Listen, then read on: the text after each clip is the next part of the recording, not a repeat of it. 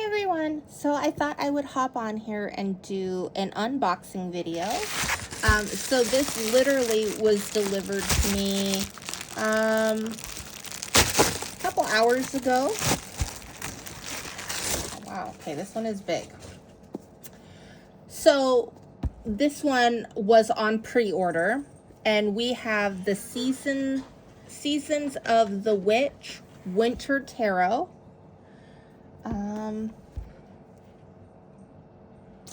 And I am looking for my, there it is, my little box cutter. Okay, so here is the back. Now this is part of a series, and so if you've been with the channel for a long time, you'll probably have noticed that I have most of them in this series. So this one literally was dropped, or at least Amazon did the pre-order deliveries today. So it's pretty brand new, at least from Amazon's perspective. So we are going to explore it together. I really love these tarot and oracle decks that have a series. I love it. I'm obsessed with them. I'm kind of surprised. But this one seems to be kind of a collection of multiple seasons because it says a journey through Yule and Embolic, which is nice. So again, we have a nice thick guidebook, fully illustrated.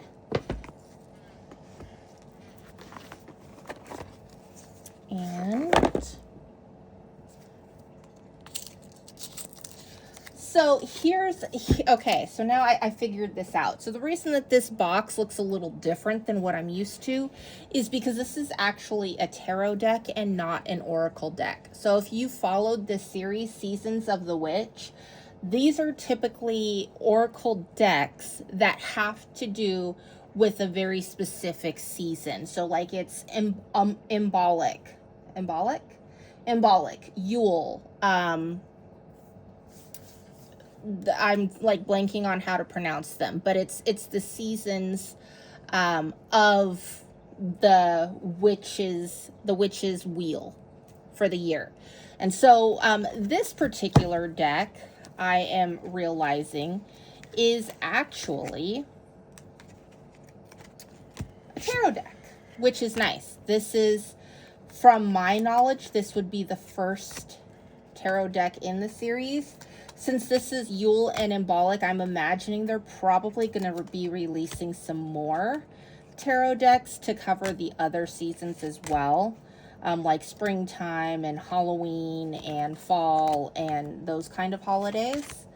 And maybe these ones will be released as we get closer into that holiday, Yule and Embolic. So usually Yule is around Christmas time. I think Embolic is winter time, beginning of January. So hopefully maybe around March or April we'll start to see the spring and summerish one, maybe. Again, I'm guessing. I don't know if they're making other tarot decks. It just, since it's a journey through Yule and Embolic, I'm assuming they're probably breaking it down. There is blue gilded. The edges are blue gilded, and I will show those in a minute, but that's kind of why I'm separating the tarot deck, because they're a little crispy together. So we'll go ahead and fix that. So far, I really like the back of the cards, which is pretty much all that I've seen so far.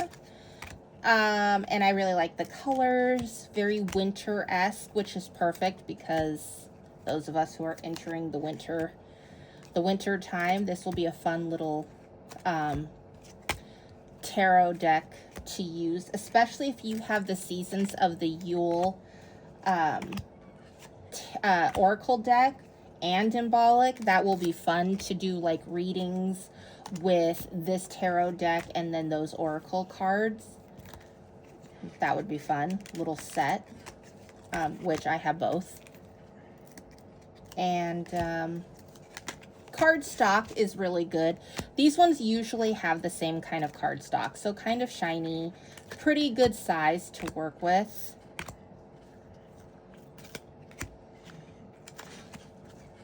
These ones I usually have really good energy with. I don't think that there's ever been an Oracle deck in this series that I've had any issues with reading, which is nice. They usually tend to have, like I said, pretty good energy. They shuffle well. Trying to hurry this up. Okay, I think we're in the long haul now.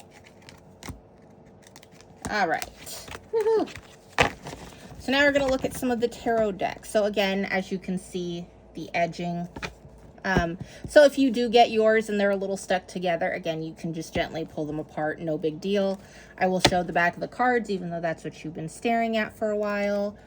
And then here is the first card. This is the Master of Winter Pentacles.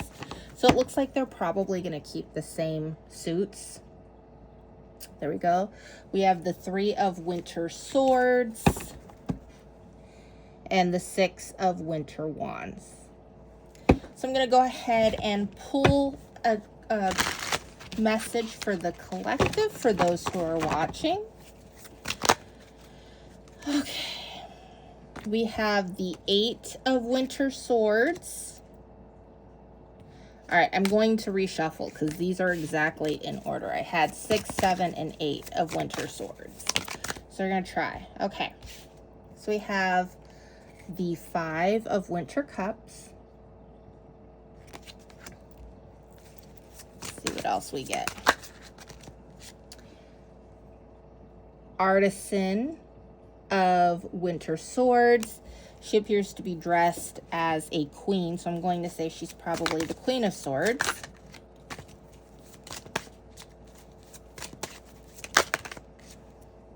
Six of Winter Pentacles. And we'll take one more card and see what our message is.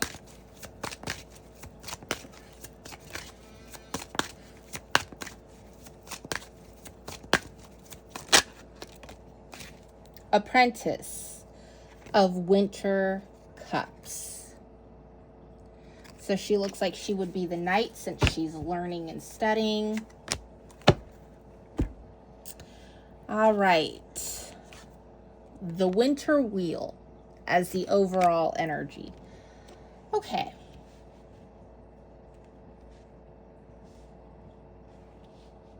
Interesting. Okay. So with the Winter Wheel as the overall energy, this talks about a shift. Now this shift is something that is fated to happen. We have the 5 of Winter Cups. So someone feeling a lot of sadness and regret and a lot of focus on exactly what it is that they have lost, failing to realize that there is still so much more that they actually have. So for example, if someone is, upset about the loss of a relationship, they're not focusing on the fact that they still have their health. They maybe have family, friends, someone who can help them through this hard time. They have a support system.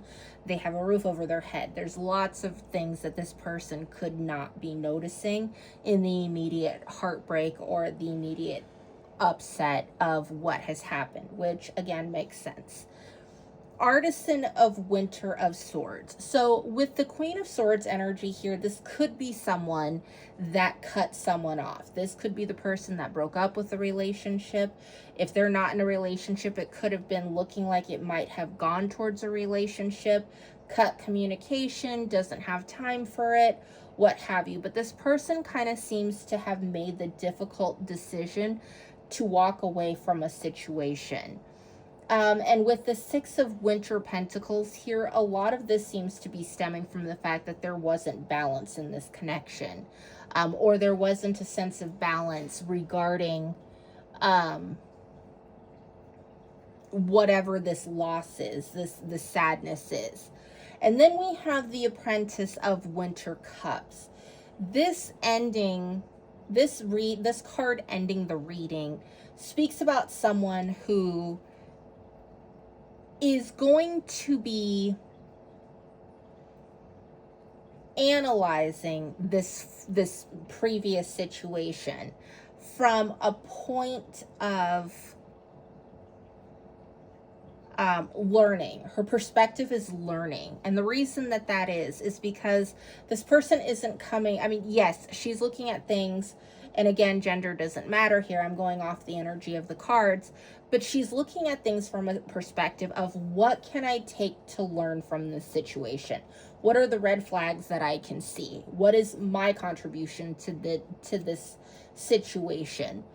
How much is the other person's fault? How much is it me not speaking up, me not speaking about what I want, all of that kind of energy? And so it seems very clear that this person is kind of taking stock of what's happened and not necessarily putting it all on the fault of one person, but really dissecting it to try and figure out what happened to limit the possibility of it happening again in the future. And that is about it. Trying to see if there's any other messages that come through. I don't feel like this breakup was done like from cheating or anything, so it's not someone who is looking at things like, oh, he cheated on me and they said it was my fault and so it's my fault. It's not that kind of energy at all. It's more of a mutual understanding that the balance wasn't there, whether it was because of a lack of time, a lack of reciprocation, a lack of communication, something like that. Not anything that's a big betrayal or anything like that. So I will go ahead and leave the reading there, and I will see you all in the next video.